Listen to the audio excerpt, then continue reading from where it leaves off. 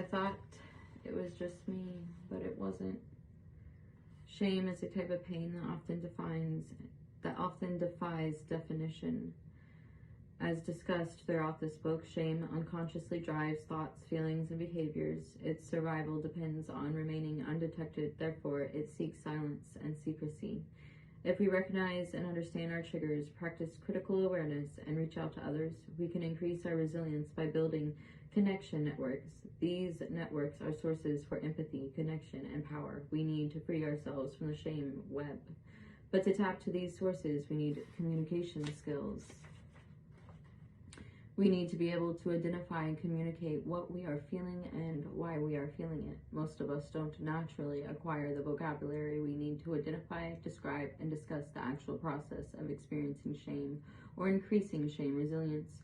Shame is a complex language. Learning it requires practice and skills. Speaking shame requires us to develop names and terms to describe some of the most painful and abstract concepts that we as humans have to confront. For example, how do we describe the overwhelming physical and emotional responses that most of us experience when we are in shame? Barbara, whose letter you read in the last chapter, does it beautifully. She speaks shame. She said she knows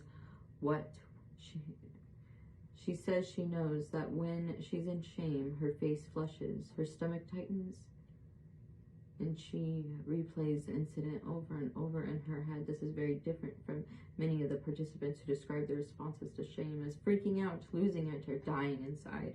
When people gave me these loose descriptions, I would sometimes ask them if they could give me any specifics. Often, they would get increasingly frustrated as they tried to tie words to their experiences. When we speak shame, we learn to speak our pain. As I wrote earlier, we are wired for connection, and this makes us wired for story.